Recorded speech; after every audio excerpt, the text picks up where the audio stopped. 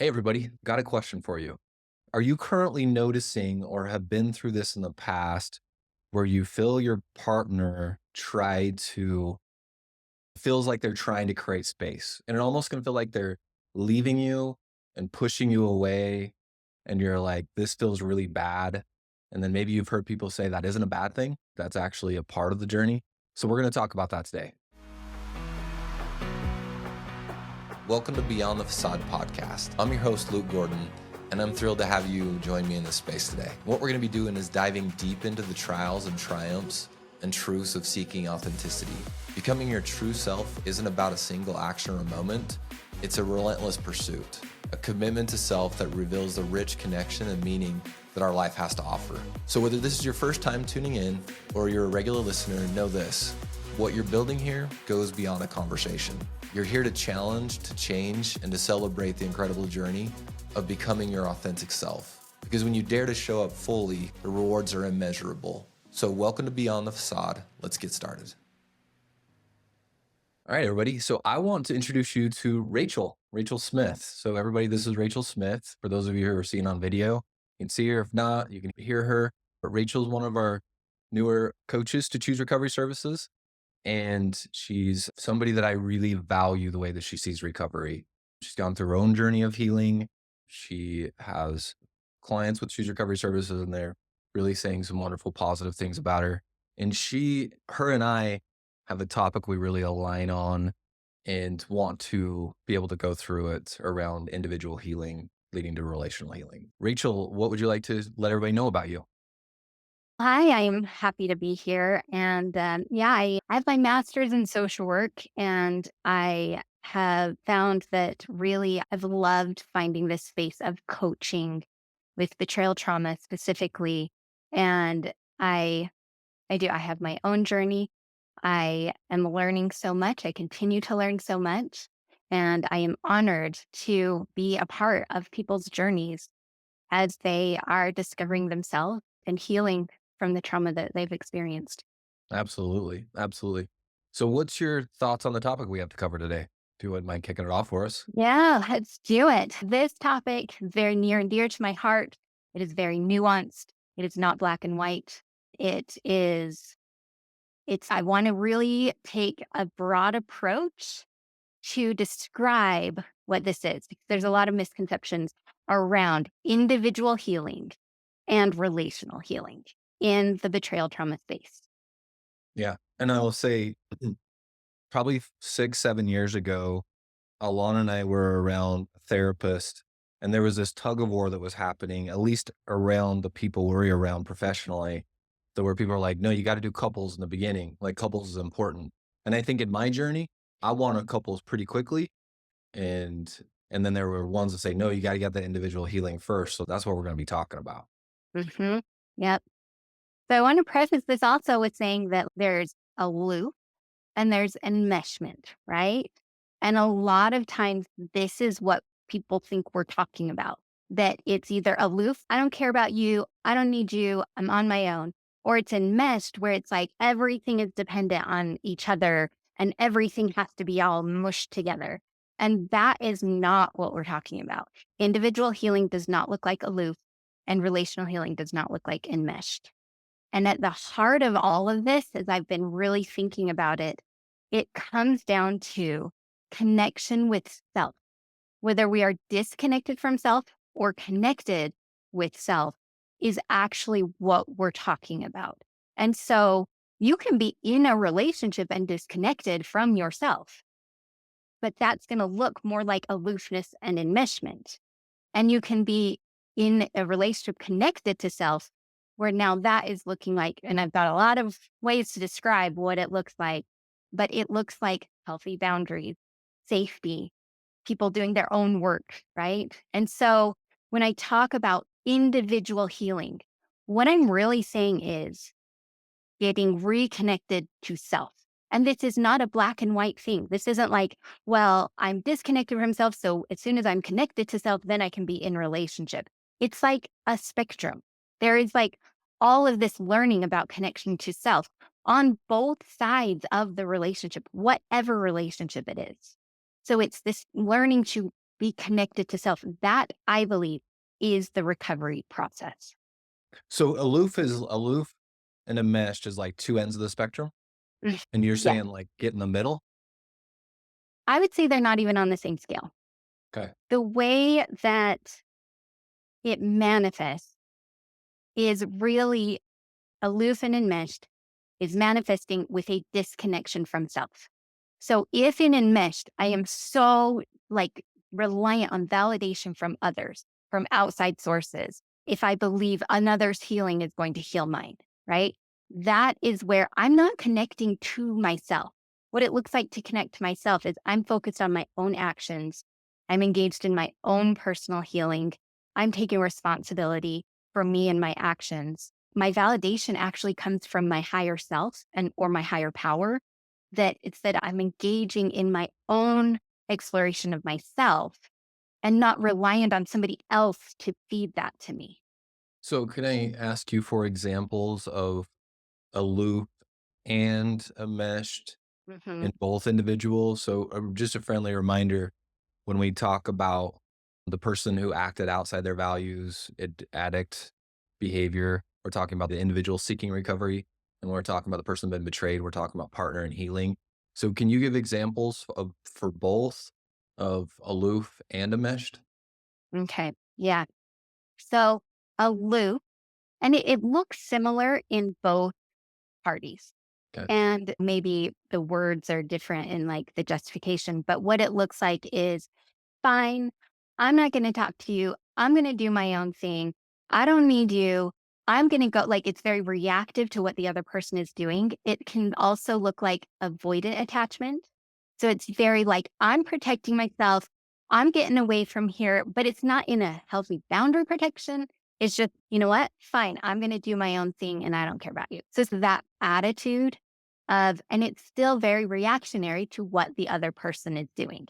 It's not based on, okay, this is what I'm feeling. This is what I'm experiencing. These are the boundaries I need. I'm centered with myself. I'm reaching out to my support. This is where I need to go forward. So it's very reactionary. There's an overcompensation of kind of, I don't need you. I'm my own person. And it's an energy. Mhm. The words aren't what matters. It's the Yeah. energy. Yeah. What about the enmeshed one? The enmeshed one looks like, okay, what do you need so that you feel loved? I'll make sure you feel loved. And then you make sure I feel loved. And then we're going to, okay, wait, but you have a feeling. Oh my gosh, no, I have a feeling, but you can't have that feeling because I have this feeling. Like what is, blah, blah, blah, blah, blah, blah. And it gets very entangled very quickly of what are my emotions and what are yours. But I don't have any idea because we're so in here together, like every little thing of, okay, you're having this feeling. Now I have to have this feeling, or I have to try to match it or get rid of it so that I can feel things like feel better. And so again, it's a disconnection from, okay, where am I? What do I really need? It's not about we affect each other. We have impact. That's not what I'm talking about. I'm talking about not being able to separate your stuff and my stuff in my own self. Like I really have to have that other person like get it and understand before I can even understand myself. Okay. So for you being your story being partner in healing and then being around other people and an individual with the individual seeking recovery, the person that did the betraying, when you notice they start to get really healthy because they do their individual work, what is that looking like when Mm, there's yeah. yeah. So this connection to self, right? Open to self exploration and core beliefs and looking at, okay, what is really going on for me? When I've got a trauma trigger, what is that? When I've got shame coming up, what is that for me? It looks like that the boundaried, healthy empathy, that it's like, okay, I can see that you're having feelings. Okay, well, this is my feelings. I'm not going to like take it. It's pretty disrespectful to try to like take yours and manage yours so then we don't have these feelings, It's just, okay, you're having a feeling. I'm having a feeling. And I cannot, if I am showing up as connected to self, I cannot make it so the other person is connected to self. And I know that. And I surrender outcomes and I surrender that I don't have control over your choices. And I'm not going to try to manipulate you into doing something specific outcome that I have to have. Like I can be honest about my needs, I can be clear about my boundaries, and I can let go of the results. Now, can you give this is really good. Thank you so much. Can you give some specific examples of what that would look like for the individual seeking recovery? So genderizing like him, what Mm, if he's doing his individual work, what that looks like, specific examples? mm. And I'm putting you on the spot with that, I know. Mhm. But actually, it's so similar. So, what I see from that is that there is a significant disconnection from self. And so, what he is doing is a very similar process to finding, okay, what are my core values? What are my shame triggers? What has been happening? Who am I? What are my values? What is my worth? Rather than validation, even coming from the partner who has been betrayed, like his worth doesn't come from her healing. Mhm, His worth is just inherent and he understands that. And you've said this term where like I am not my choices.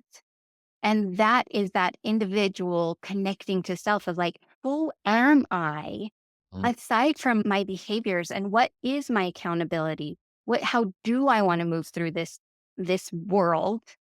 Regardless of even whether the relationship stays or not, I would love the relationship to stay, but I'm surrendering outcomes too. I'm not like, sorry, speaking as he, but like he's not saying if I do all of these things, then she's going to be happy, she's going to be healed, and she's going to be okay. Are there things that, yes, he wants to do? Absolutely. But it's coming from an innate sense of deep, independent growth, not in order to maintain an outcome. That's what real connection to self, I think, looks like. okay, so I recognize this is only part of the audience, but let me play devil's advocate here for a second and say some things that the individual seeking recovery, if I genderize what he would be saying listening to this podcast, is I don't know if I have time to find what I value because I need to make sure that I'm just doing whatever I can that makes her feel safe or comfortable. What do you have to say to that? So here's the irony: the individual work to connect to self is actually where she will feel safe. Now, there are those like intermittent things, right? It's really respecting her boundaries, respecting like hearing her and listening. Okay, so these are the boundaries that you're doing, and he can say, "Yeah, that's not going to work for me." But no, that's because that's coming from what is really for him instead of the pleasing cycle. It's like, yeah. And so I would say, okay, you're just doing I get that there is these intermittent things to be done, but that isn't the end all game. Hmm. True safety does come from being with a person who knows themselves and is connected with themselves. I hear from women a lot that they're like, I just want to know what he is feeling and what he's thinking. And he cannot share that if he doesn't know that about himself. Well, I kind of want to spend more time on that. So help me out here, Rachel, because you're telling me that you have heard the partner in healing saying, I really wish I understood what he was thinking or how he felt about things. And then the individual seeking recovery, him, would go, I don't think she really does. I think she just wants me to go along with what. So you're saying that's not the case. So why do you think there's so much disconnect there?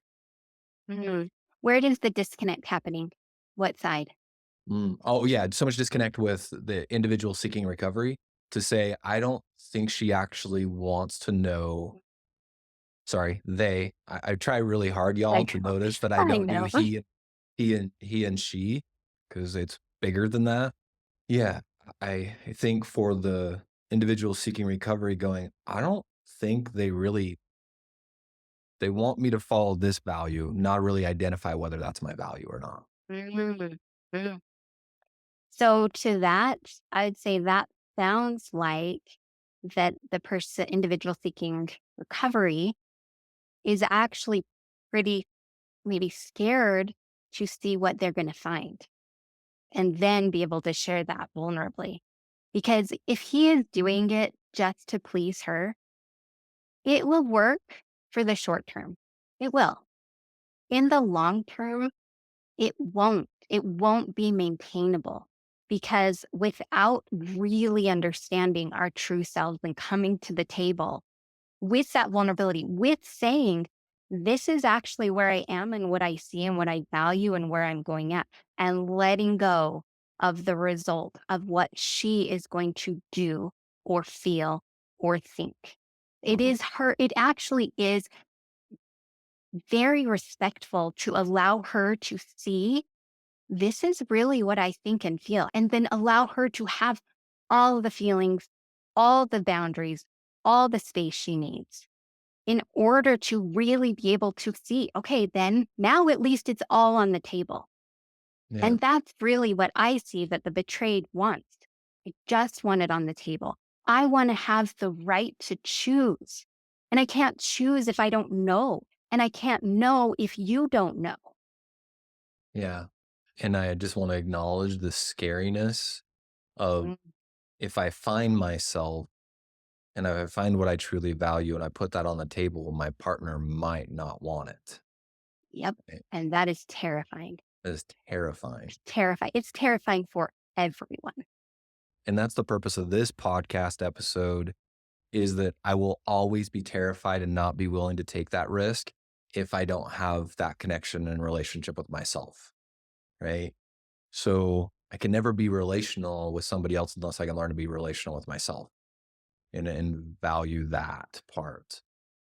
Yeah. And again, this is not a black or white switch on, switch off, For sure. right? This is lifelong process learning. This is not like get to a course of self discovery and you're done. Like we are on this earth for the purpose of self discovery, for the purpose of connecting with self, for the purpose of connecting with others. And Mm. so I don't see this as an even a linear, like once you have this, or even saying once you have this amount, then you can try relational, right? Like it's actually once you're working on connecting with self, then you try a little bit here and okay, let me put this out there. And I know this about me now. Let me put this out there. And then you see what this looks like relationally. And then you're constantly, and I don't speak from my own experience, I am constantly reconnecting with myself. I now am more in tune with my emotional experiences, what my body sensations are, what my thoughts are, and what's going on for me. And sometimes it'll come and I'm like, whoa, what is that? And I'll take the time. I have tools, I have resources, I have support that has all been grown through the recovery journey that I continue to use to be like, okay, what is this for me? And then as I come to a safe relationship and say, hey, this is what I've discovered about me. This is what I'm experiencing. This is what I'm feeling. And it does need to be safe. And I actually have connected with myself now to recognize what safety feels like, where before I was so disconnected from myself, I didn't even know what safety felt like. But Mm. now know what it feels like for me. I can't, it's hard because it's like, it's for me. I know what it feels like for me. And so I'm continually reassessing, connecting to myself. And that's what I learned in recovery. And the beauty was once I started to do that, I could see things because I was using my innate sense of intuition that is in me. And so then, as my partner worked through his recovery to find himself, to reconnect with himself through trauma work, through therapy, coaching, 12 step, all the resources, he continues to be connected to himself. And as we come to the table as full human beings, and I had a picture of trees, but I'll just describe it. As You want to show it? do we have some time? Do we have Yeah. time? Yeah. Yeah. Let's take a couple minutes Okay. and show it. Okay. So here's my interpretation of what it feels like for me. So I've got my root of healing, support, tools, anything that is really supporting me and my healing and my journey is here in the roots. And then as the individual, those are the things that are feeding me as self, as connection to self. Those are the things that I'm growing as a trunk, right?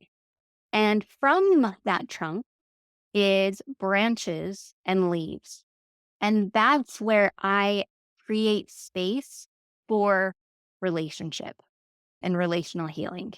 So, kind of the way that I'm seeing is connected with self relationships. Looks like two trees. They're strong, they're healthy, they're grounded, they're rooted, and then they are interacting with their leaves. What it looks like to me when you're disconnected from self and relationships is you're kind of stumps and branches on the ground and leaves. And it's very hard to distinguish what is what and whose is whose. Hmm.